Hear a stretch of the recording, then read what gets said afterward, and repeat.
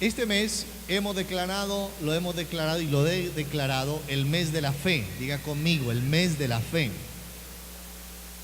Lo que va a ocurrir durante este mes es que nuestra fe va a crecer. Y tuve la tentación de cambiar el sermón esta mañana al ver la iglesia o el templo que usted ve en la parte de atrás.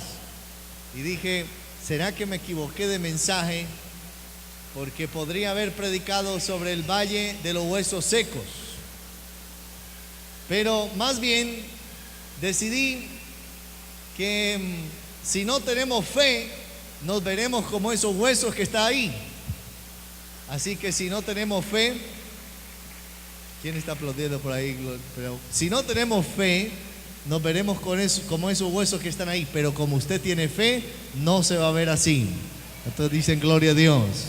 Dile que está a tu lado, tu fe te va a guardar. Dígale así, tu fe te va a guardar. Yo quiero hablarle esta mañana acerca de la fe que mueve el cielo. ¿Cuántos quieren tener una fe que mueve el cielo? Lo que va a ocurrir durante esta mañana y ahora que hagamos el llamado al altar es que Dios nos va a equipar con una fe sobrenatural que va a mover montañas. ¿Por qué es tan importante la fe? Cuando usted lee el Nuevo Testamento se da cuenta que no existe un halago más grande que haga nuestro Señor Jesús, sino a personas que tuvieron fe. Y la fe, como lo plantea el apóstol Pablo, dice en su última carta que escribió, yo creo que vamos a necesitar el piano esta mañana. Así está bien. Sí, gracias, Marquito. Tengo fe para creer que puedo predicar sin piano esta mañana. Pero la fe, como lo plantea el apóstol Pablo, es la siguiente. Dice, cuando ha acabado la carrera, dice, he guardado la fe de todo lo que él atesoró en su corazón y decidió guardar. Lo que hace el énfasis especial es, he guardado la fe hasta lo último. Porque son de las tres cosas que permanecen. Dicen, permanece la fe, la esperanza y el amor. La fe es algo que es tan importante en nuestra vida, porque sin fe no se puede desarrollar la esperanza. ¿Cómo alguien puede tener esperanza de un mañana mejor si no tiene fe?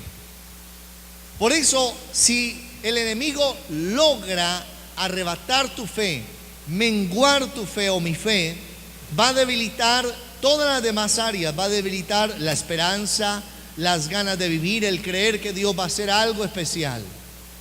Pero ¿cómo puedo yo desarrollar una fe que mueve el cielo? Permítame hablarle de un aspecto, de un ejemplo que está en Mateo capítulo 15. Por favor, vaya conmigo al Evangelio según San Mateo capítulo 15, versículo 21 al 28.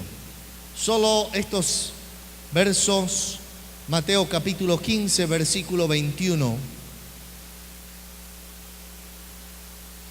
Y si usted ve que hay alguien a su alrededor que vino sin una Biblia, pues compártale y podamos tener una Biblia para dos personas. Mateo capítulo 15, versículo 21 al 28. Una fe, la fe que mueve el cielo. La Biblia dice que sin fe es imposible agradar a Dios. Y en este pasaje encontramos un ejemplo de ese tipo de fe que mueve el cielo. Si usted ya lo encontró, puede decir amén. Cuando Jesús salió de allí, fue a las regiones de Tiro y de Sidón. Entonces una mujer cananea, en otra versión dice sirofenicia, que había salido de aquellas regiones, clamaba diciendo, Señor, Hijo de David, ten misericordia de mí. Mi hija es gravemente atormentada por un demonio. Pero él no le respondía palabra. Entonces se acercaron sus discípulos y le rogaron diciendo, despídela, pues grita tras nosotros. Cuando nos acercamos a este pasaje para conocer por qué dos de los evangelistas, Mateo y Marcos, hacen mención de este evento, usted y yo tenemos que recordar varias cosas. Primero, que los evangelios no nos narran todos los hechos de Jesús, sino que narran algunas cosas, algunos acontecimientos que el Espíritu Santo quiso en su gobierno sobre los escritores bíblicos dejarlo planteado. Así que cada acto y hecho milagroso que se narra en los evangelios es uno de tantos que el Señor hizo.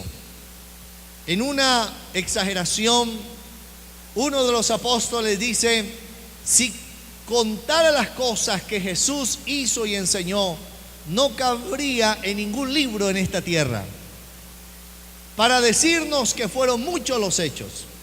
¿Y por qué le estoy diciendo esto esta mañana? Para que podamos darle relevancia e importancia a esta narración sobre un testimonio que fue real, que un testigo ocular que fue el evangelista Mateo nos está contando, guiado por el Espíritu Santo. Y está hablándonos desde un contexto judío, mostrándonos cómo una fe que mueve el cielo se desarrolló en una mujer que no era judía, sino que era cananea. Y al acercarnos a ese pasaje, entonces, podemos ver por lo menos tres aspectos que esta mujer tuvo que desarrollar para tener la fe que mueve el cielo. Y por eso es un ejemplo para nosotros. La Biblia nos dice que cuando Jesús salió de allí, se fue a las regiones de Tiro y de Sidón, que eran regiones gentiles. Y aparece en la escena una mujer que no conocemos su nombre. El Espíritu Santo no quiso que su nombre fuera conocido, pero sí que su fe fuera conocida. Tal vez pasarán generaciones y tu nombre tal vez no lo conocerán tus bisnietos, pero tu fe sí la conocerán. Si a mí me preguntan cuál era el nombre de mi tatarabuela, yo no lo recordaría. Tal vez algunos que están aquí sí lo recordarían. Pero si pudiéramos dejar una herencia de fe, eso sería lo que valdría la pena que nuestras generaciones lo recordaran. Esta mujer cananea había salido de esas regiones porque la movió algo, tenía una necesidad, tenía un problema en casa. El problema que tenía en casa es que tenía un problema con su hija. Su hija estaba sufriendo de trastornos. Había sido llevado a los mejores psiquiatras, a los mejores psicólogos, y ninguno había podido ubicar el método terapéutico para que ella pudiera salir de ese problema. Pero es que el problema no tenía raíces solamente emocionales, tenía raíces espirituales.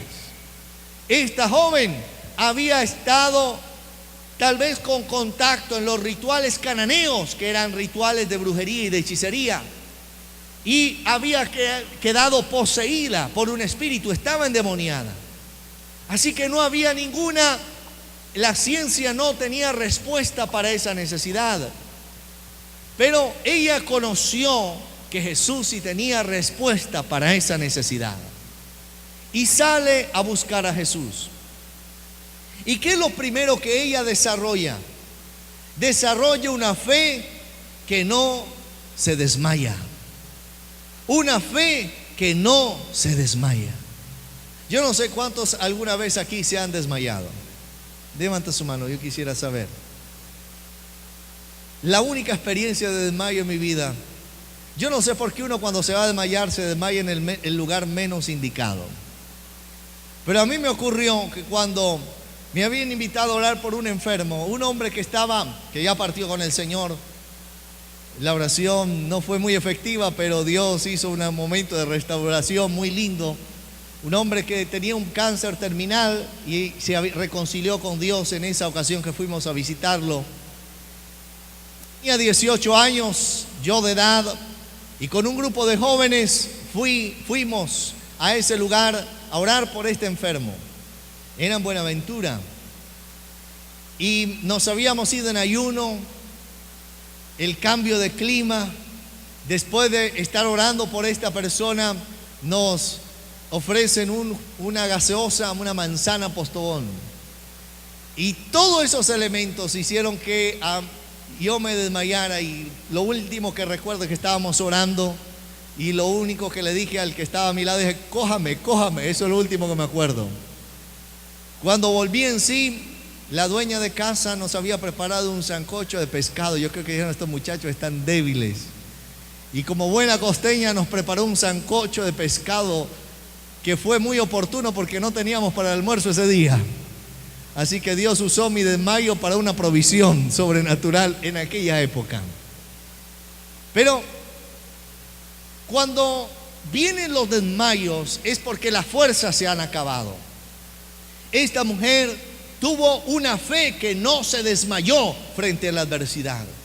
¿Cómo pudo ella no desmayar? La fe que no se desmaya frente a la adversidad es la fe que mueve el cielo. Es la fe que mueve el cielo. La fe que no se desmaya. ¿Qué características tenía esta mujer para no desmayar en su fe? Lo primero es que tuvo una fe que no se desmayó ante el silencio. Una fe que no se desmayó ante el silencio. ¿Qué empezó ella a hacer? Cuando sale en la escena, la Biblia dice que ella empezó a hacer declaraciones de fe. Lo primero que dice el texto bíblico es que empezó a decir: Señor, Señor, y está en signo de exclamación, está gritando, diciendo: Señor. Pero la palabra Señor que ella usa aquí es la palabra Kyrios. Es el dueño, es el que puede cambiar el destino, es quien yo estoy reconociendo como el dueño de mi vida. Cuando ella está haciendo esa expresión, diciendo Señor, está reconociendo el señorío de Cristo. Y aquí va algo importante. Nadie puede desarrollar una fe si no es capaz de reconocer que Cristo es su Señor. Nosotros usamos el término Señor en un término de cortesía. Le decimos Señor en términos de amabilidad. Y por eso el término Señor no tiene la connotación tan fuerte como lo tiene en la narración bíblica.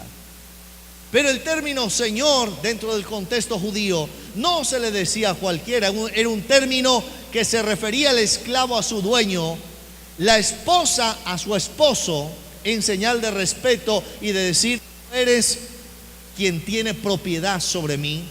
Pero era también el término usado para el creyente referirse a Dios como el Señor de la vida. Ahora aparece esta mujer que no es judía, es cananea, y le está gritando a Jesús: Señor. La segunda expresión que usa allí es Hijo de David. Era una expresión meramente judía. Era una expresión que determinaba al Mesías.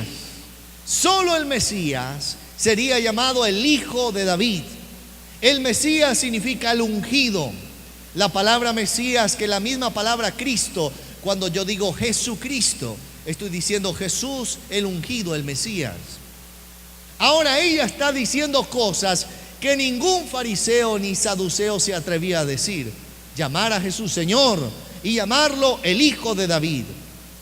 Y lo tercero que hace esta mujer es decir: ten misericordia de mí. La expresión tener misericordia no es una expresión de lástima. Algunas personas, y tal vez en el contexto, usan la palabra misericordia como de pesar. Pero la palabra misericordia significa amor inagotable. Lo que ella le estaba diciendo: Señor, yo necesito, tú eres el ungido, yo necesito que me cubras con tu amor inagotable. Yo estoy cansada de llevar a mi hija a un lugar y a otro. Mi casa está teniendo una dificultad grande, pero tú eres el Señor, tú eres el Hijo de David, y yo necesito que tu amor me cubra. Yo no sé cuántos necesitan eso esta mañana. Y cuando ella hace esto, yo esperaría que el Señor volteara sus ojos a ella, la mandara a llamar como lo hizo con el ciego Bartimeo, que era judío, Pero lo único que dice el relato bíblico es que Jesús guardaba silencio. No respondía palabra, dice el versículo 23, pero él no respondía palabra. Y él seguía caminando y esta mujer detrás de él, Señor, no se cansaba, no desmayaba, detrás del Señor. Yo no sé cuántos de aquí han orado y Dios no le ha dado una palabra. Pero si Dios no te da una palabra, es porque tienes que seguir clamando. No puedes desmayar, tienes que seguir orando. Si el cielo se vuelve en silencio para ti y para mí, yo tengo que seguir pidiendo, porque yo necesito una palabra. Hasta que el Señor me responda, me diga, espera, no es tiempo, o no te lo voy a dar, o sí te lo voy a dar. Pero hasta que no hay una respuesta, tu fe no puede desmayar. Tienes que seguir orando, tienes que seguir clamando. Esta mujer siguió haciéndolo. Ante el silencio, su fe no desmayó. Muchas personas han desmayado frente a los silencios de Dios y buscan de un lugar a otro. Incluso hasta le echan la culpa al pastor. Pastor como que no ha orado mucho porque no me ha contestado Dios mi oración. Y le echa la culpa al pastor de sus dificultades. Le dice, oiga, ¿qué pasa? Como que no hay unción en la iglesia, porque es que Dios no me ha contestado. Porque el asunto más fácil frente a una adversidad es echar la culpa a los demás de lo que yo no recibo. Entonces me voy a buscar una iglesia que sí esté más ungida, cuando se ha olvidado que lo que Dios quiere desarrollar en nosotros es el carácter de Cristo, una fe que no desmaya, una fe que no desmaya. ¿Qué hizo esta mujer? Siguió clamando. ¿Qué hicieron los discípulos? Uno esperaría que los discípulos fueran del Señor, le dijeran, Señor, esta mujer tiene una necesidad, esa mujer está pidiendo de tu amor, ten misericordia de ella.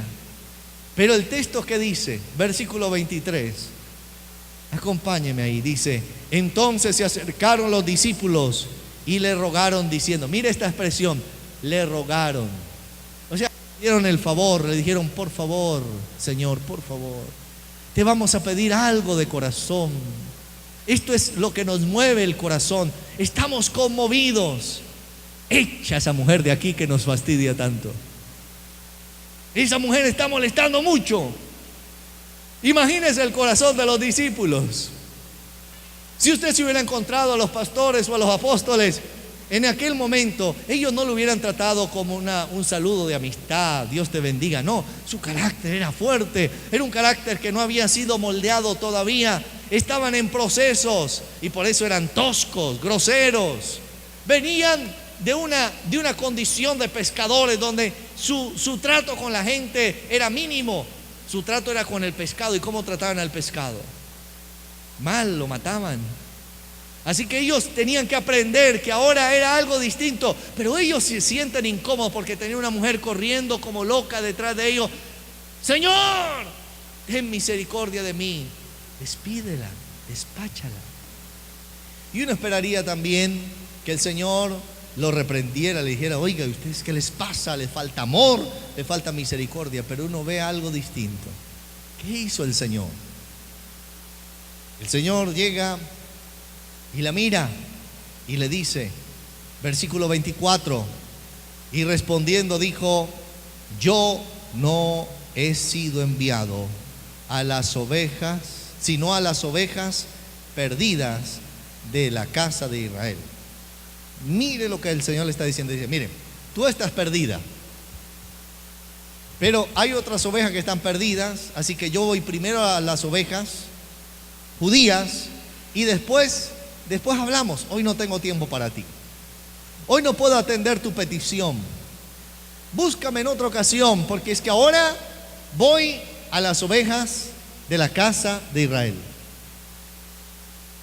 Este pasaje genera muchos choques porque vemos a un Jesús en una actitud que no nos acostumbró a verlo. Vemos a un Jesús, pareciera, aunque no fue así, al final del pasaje nos vamos a dar cuenta que no fue así, pero pareciera que el Señor está siguiendo el consejo de sus discípulos, despáchala. Y ahora el Señor se voltea y mira y le dice a ella, mujer, yo he sido enviado sino a las ovejas de la casa de Israel. En otras palabras, no tengo tiempo para ti.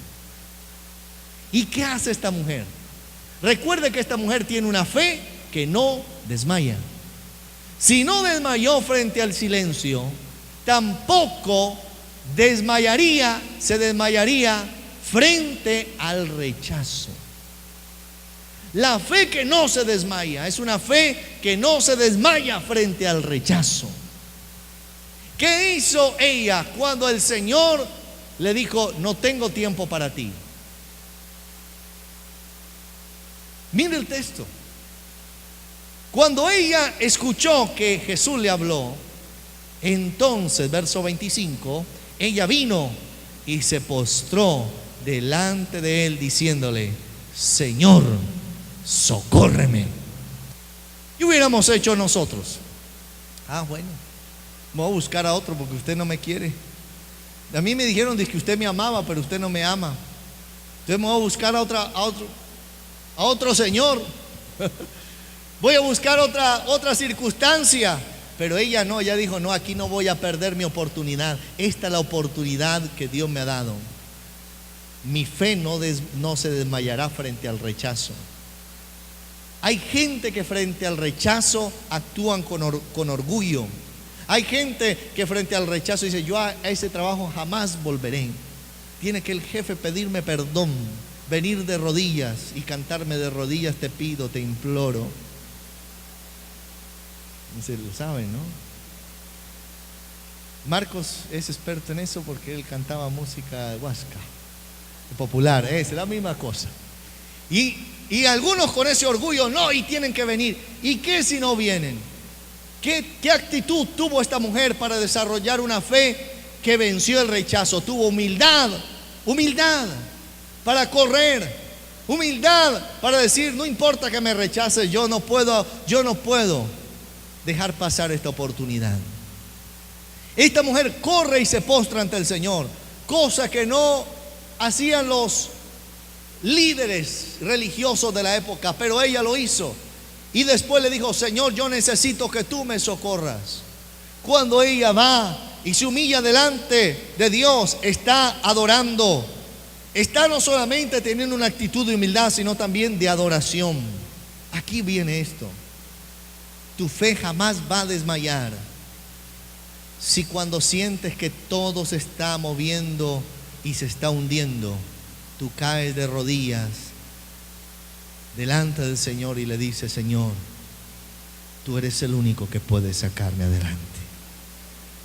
Hay cosas que solo van a cambiar en nuestra vida si tenemos la actitud humilde de ir donde Él, sin necesidad de la presión de la adversidad, sino porque lo amamos y le decimos: Señor, todo lo que ha ocurrido es porque tú me has ayudado. Esa es la fe que te mantiene a flote. Es la fe que te mantiene a flote.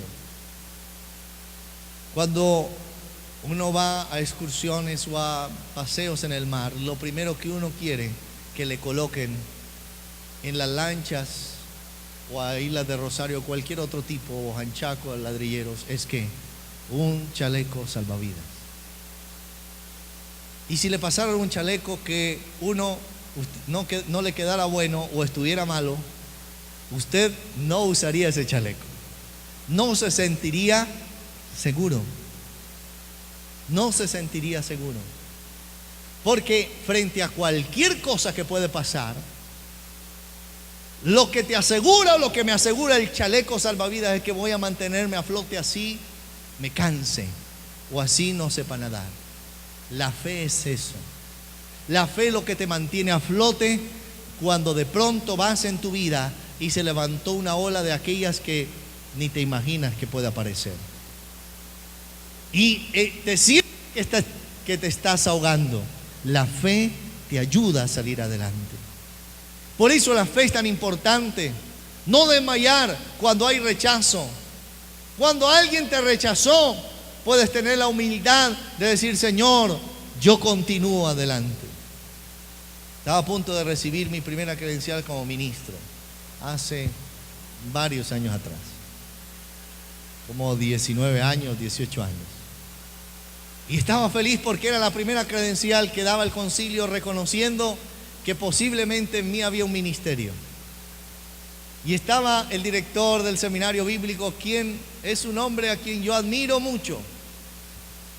Y estábamos con un grupo de pastores que estaban ahí, algunos mucho más aventajados que yo en años de ministerio. Y cuando estábamos allí, de pronto, el director del seminario bíblico me queda mirando y dice: ¿Y qué vienes a hacer a esta convención? Y alguien, un amigo mío que estaba ahí, dijo: ya le van a entregar su primera credencial. Y yo estaba feliz. Y de pronto este hombre me queda mirando y me dice: ¿pero para qué se la van a entregar si él no sirve para eso? ¿Qué hace uno cuando está en situaciones incómodas? Le pasa como en el programa, lo del talento ¿cómo se llama eso? Colombia tiene talento. Uno se empieza a reír como un bobito, porque ese es como, no, ¿qué más hace uno cuando está pasando un oso bien vergonzoso? Uno empieza: tierra, trágame, pero... Y de pronto el que estaba ahí dice: no digas eso, y pensó que todos nos reímos porque pensamos que estaba molestando, pero lo estaba diciendo en serio, en serio. Y yo sentí que mi rostro se volvió como un tomate, un rechazo. Y quise que esa experiencia finalizara ahí rápidamente y me fui triste a la habitación del hotel y me arrodillé y dije: Señor, yo no sirvo para esto. El rechazo me golpeó, eso fue algo que me golpeó duro. Y yo estaba ahí orando, diciendo: Señor, si no sirvo para esto, pues dime entonces para qué sirvo. Y de pronto el cielo se abrió para mí con una palabra. No que el cielo se haya abierto, ni que el cielo raso haya caído, sino que es una expresión para decirle que Dios me dio una palabra. Y me dijo lo siguiente, el Espíritu Santo a mi corazón, me dijo: ¿quién te ha llamado? ¿Quién te llamó? ¿Él o yo? ¿Quién tiene que decir si sirves o no sirves? ¿Él o yo? Y yo le dije: Señor, tú entonces, si yo te digo que sirves, es porque sirves. Esa palabra me levantó instantáneamente, fortaleció mi fe. Volví y salí, volví, me lo encontré, y él me miró y yo ya tenía una palabra que había protegido mi fe. Era la palabra de Dios. Años más tarde, en la iglesia donde el pastor era una iglesia hermosísima, de todo el pool de pastores que colocaron, algunos extranjeros, unos venían de Estados Unidos, este hombre dijo: yo quiero que el pastor Amílcar predique en mi iglesia, no quiero otra persona. Y cuando yo estaba predicando, el Espíritu Santo me frenó un momento y yo empecé a llorar. La gente pensó que yo estaba quebrantado con la palabra, pero es que no estaba quebrantado por esa palabra que estaba predicando, sino porque el Espíritu Santo me dijo: ¿te acuerdas cuando alguien te dijo que no servías y ahora dónde te tengo predicando? No se debilite tu fe cuando algo en la vida te produce rechazo. Tienes un Dios más grande, más poderoso, que te va a levantar, que te va a hacer mejor, que te va a colocar en lugares de privilegio y te va a decir: aunque otros te dijeron que no, un día aquellos que te dijeron que no tendrán que verte como Dios te bendice. Aquellos que te dijeron: tú no sirves como profesional, no te irá bien en esa carrera, tendrán que reconocer que tienes un Dios que te levanta y que te exalta, que te saca adelante. Aunque los comienzos sean pequeños, tu fe es una fe que es superior al rechazo. Y por último, uno cuando lee el texto hasta ahí es suficiente, pareciera que ya: Señor, contéstale. Pero mire cómo se va poniendo la cosa de castaño oscuro. Después de que esta mujer le dice: Señor, socórreme, versículo 26, por favor, dice, él le respondió diciendo, está hablando del Señor: no es bueno tomar el pan de los hijos y echárselo a los perrillos. Esta versión quiere minimizar un poquito el término, pero la verdad es que el término que usa ahí Jesús es cunaria, que significa perro. Ahora, el contexto de la palabra expresión judía hacia el gentil, porque el que no era judío se le llama gentil, era una expresión despectiva, perro, incrédulo. Ya. Y lo que está diciéndole Jesús es, bueno, ahora no es que no tengo tiempo, sino que este pan que tengo, este milagro, no es para los incrédulos. No es para los que no son pueblo judío. No es para los que no merecen esto. Ustedes no lo merecen. Ustedes son un pueblo que ha caminado en paganismo. Y si a usted y a mí nos hubiera tratado el Señor tal vez como esta mujer, hubiéramos cogido y dicho, Señor, no, ya está ahí. Yo me aguanto que me digas que no tienes tiempo, pero que no merezco y que soy un perro, yo no, tampoco hasta allá, mi dignidad. Pero ¿cuál es la respuesta? ¿Qué se desarrolló en ella, en esa fe que no se desmaya ni frente al silencio ni frente al rechazo? Es una fe que no se desmaya frente a su condición, frente a su condición. ¿Cómo le responde ella al Señor? Mire esto tan increíble en esta persona. Ella no dice, bueno, Señor, respéteme, ¿por qué me trata así? ¿No? Hay algunos creyentes que se acercan al Señor y parecen más hijos malcriados que otra cosa. Pero ella le dice, sí, Señor. El texto dice eso. Está diciéndole, Señor, lo que tú dices es verdad. Es verdad que yo no merezco que ni siquiera que un minuto de tu tiempo, pero ya te lo estoy quitando. Es verdad que yo no merezco que venga un milagro sobre mi vida. Es verdad. Es verdad que yo no merezco tus bendiciones. Es verdad. Pero yo quiero decirte algo, Señor. Es que tus hijos no quieren el pan que yo sí quiero. Porque la expresión que usa ahí, pero también los perrillos comen de las migajas que caen de la mesa de los hijos. Y cuando un hijo le tira comida a un perro, cuando no se lo quiere comer, el perro es el basurero para que el hijo desprecia la comida. Estábamos en un retiro de obreros y un pastor, hoy es pastor en una iglesia en el Huila, su nombre es raro, Wenceslao, no decimos de cariño Wences, y estábamos terminando un almuerzo muy rico que estaba ahí, y yo veía que todos nos lo estábamos comiendo, pero él estaba dejando un pedazo de carne de último, y ese pedazo de carne se veía provocativo. Y durante todo el almuerzo, a pesar que estábamos en un lugar campestre, se había acercado un perrito, bueno, un perro más o menos grandecito, buena gente el perro, de esos perros que miran y uno les da como ternura, hasta saben velar, porque para velar tienen que hasta saber, ¿no? Y lo miraba a uno como diciendo, si quieres, si puedes, dame un pedacito. Y a uno es de esas miradas que lo conmueven el corazón. Pero nosotros teníamos ese día un corazón duro porque teníamos hambre. Y le había ido mal en la mesa a ese pobre animal. Y de pronto al finalizar el almuerzo había un amigo, un obrero también, Luis Eduardo se llama. Y yo veo que él pasa la mano, él es un hombre bastante alto, le mete la mano en el plato a Wenceslao y le coge el pedazo de carne y se lo tira al perro. Yo no había visto un perro tan ágil.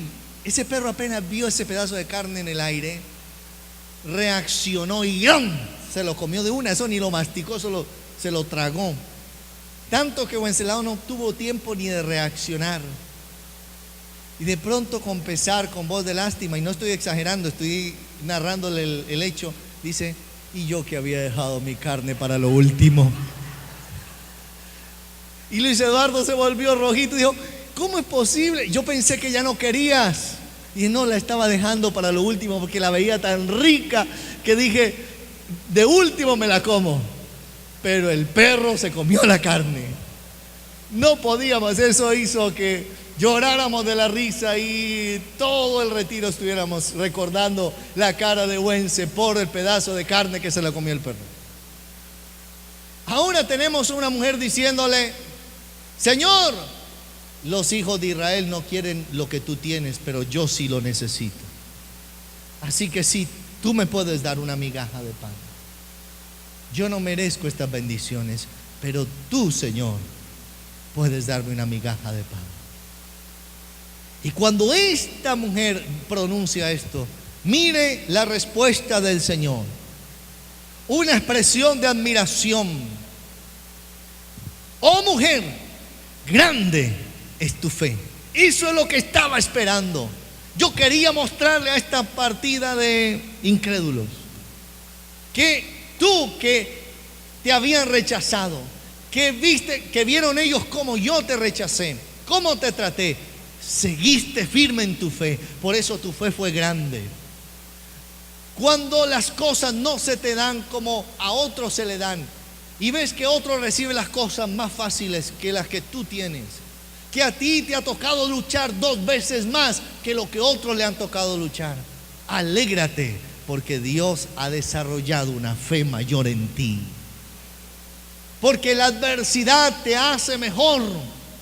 La adversidad nos hace mejores frente a la dificultad. Por eso nosotros tenemos que enseñarle. Mi abuela Ana, con esa sabiduría que da a los años, me decía a los 10 años, 9 años, me decía, mijito, cómase todo lo que le coloquen en la mesa, porque usted no sabe, la vida da muchas vueltas. Y yo quería, y era el nieto consentido de ella. Bueno, el único que había estado ahí con ella tenía que ser el consentido de ella. Pero ella siempre me decía eso, y me hacía comer todo lo que me ponía en la mesa. Y me repetía, mi hijo, comas eso, porque usted no sabe las vueltas que da la vida. Pareciera que fueron unas palabras proféticas de ella, porque cuando ella muere, mi vida dio vueltas. Salgo yo a vivir, me llevan a otro lugar, me sacan del país, salgo a vivir en diferentes lugares y me sirven comida extraña que yo le aseguro que ni me gustaba. A la edad de 10 años. 10 años. Pero yo recordaba las palabras de la abuela. Mijito, cómase todo lo que le sirvan, porque la vida da muchas vueltas.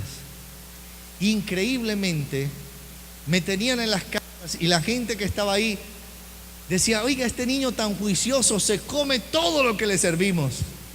Y yo decía, pues toca portarse bien. Yo vivía en lugares extraños, con gente extraña que apenas conocía, pero que estaban allí. Yo no tenía protección humana, pero tenía una protección divina. Estaba en esa circunstancia, pero estaba disfrutando de una enseñanza. Por eso nosotros tenemos que enseñarle a nuestros hijos las historias de nuestra vida y no darle todo lo que nos piden, porque hay que enseñarles que hay cosas que tienen y cuestan esfuerzo. Ellos tienen que esforzarse, porque la vida da vueltas. Pero la fe nos va a hacer fuertes. Si te ha tocado luchar, si te ha tocado forzarte, alégrate, porque grande es tu fe. Si todavía no ha venido la respuesta, alégrate, porque mayor va a ser la bendición. Si ves que a otro llegó, pero a ti se te está demorando, gózate. Señor, yo voy a esperar en ti, porque yo sé en quién he colocado mi fe. Mi fe está colocada en ti. Y tú dices que tú eres galardonador de los que te buscan, y yo te busco y espero en ti. Tu fe se desarrollará. Venir a la iglesia es una cuestión de fe. Por eso el enemigo quiere que tú no vengas los domingos. Porque si no vienes los domingos, no te alimentas de fe, y tu fe empieza a faltar y te empiezas a desnutrir.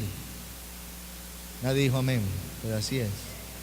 Pero si tú te alimentas diariamente con la palabra, llegas y recibes una palabra de parte de Dios. Cada vez que yo voy a predicar algo, yo digo, Señor, yo no quiero lo que yo he estudiado, yo quiero lo que tú quieres decirle a la iglesia. Señor, me venía hablando de esta palabra hace un tiempo. Y decía, Señor, dame esa palabra. Me sentía esta semana confundido para el domingo predicar, ¿qué quieres? Y yo estaba ahí, tenía tantos temas en mi cabeza. Y el Espíritu Santo me dijo, es esto, te lo estoy diciendo. Como diciendo, entiéndelo. Y Señor, está bien, me paré y empecé a trabajar en este mensaje. Pero lo que quiero decirte hoy es, tu fe no va a desmayar. Cuando salgas de este lugar, quiero decirte que tu fe no va a desmayar. Tu fe va a provocar que aquello que has esperado de parte de Dios lo recibas. Puedes sentirte debilitado esta mañana, pero fortalece tu fe, porque esta mujer tuvo una fe que no desmaya. El miércoles voy a hablar de una fe que trae conquista, así que lo espero el miércoles en la iglesia, en la sede. Pero hoy yo quiero que oremos por esa fe que no desmaya. Póngase, por favor, de pie.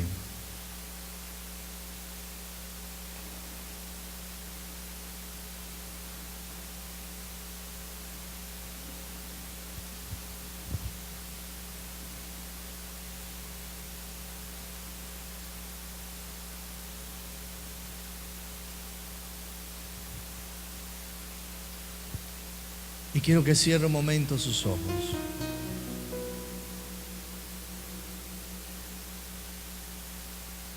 El Espíritu Santo, a través de esta enseñanza de la palabra, te va a dar una fe que no va a desmayar frente al silencio, una fe que no va a desmayar frente al rechazo, una fe que no va a desmayar frente a la condición.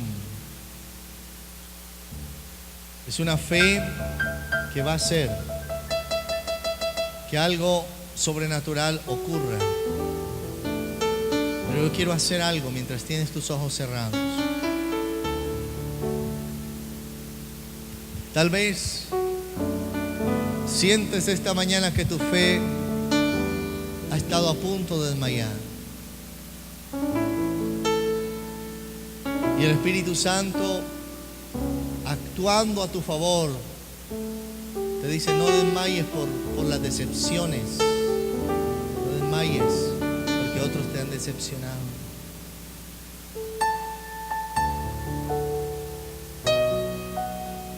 Gandhi, aquel líder indio, se cuenta la historia que estuvo en Inglaterra.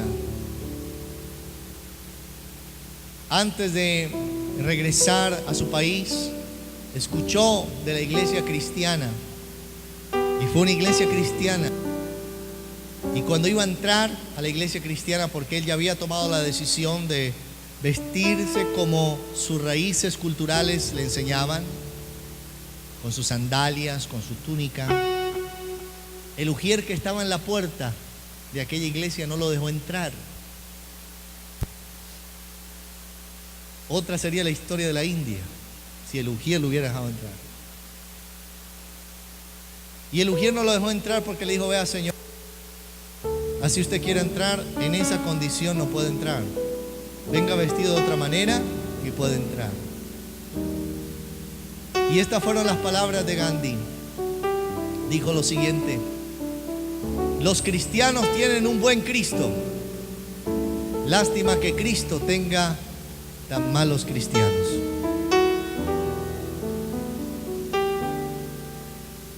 ¿Qué dice la gente que nos rodea?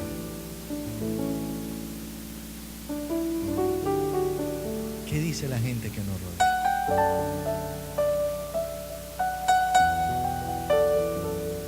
Si tal vez sientes que tu fe ha estado a punto de desmayar, quiero que tengas tus ojos cerrados, por favor. Yo quiero que levantes su mano a aquellos que están sintiendo que su fe ha estado a punto de desmayar. Levante su mano derecha. Solo aquellos. Sí. Yo quiero que hacer algo más. Tú que levantaste tu mano, quiero que vengas a este altar. Yo quiero orar por ti. Ven, tú que levantaste tu mano, ven a este lugar, ven, mientras adoramos al Señor.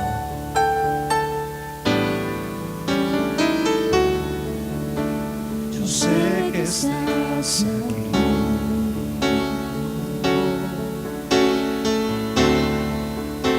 Siento tu caminar.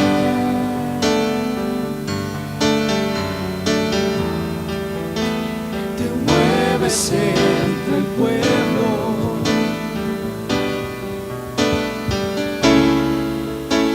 Trayendo sanidad. Yo sé que estás aquí. Yo sé que estás aquí. Oh, sí, Señor. Siendo tu caminar.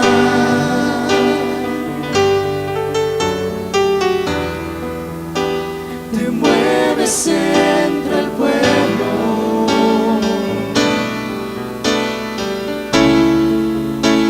Trayendo sanidad. Con mi fe te alcanzaré. Con mi fe te tocaré. Mi milagro recibiré. Y sé que transformado yo seré. Dios te va a dar la fe que no desmaya, aunque otros hayan desmayado en las mismas circunstancias que tú has estado viviendo. Dios va a hacer que tu futuro sea distinto.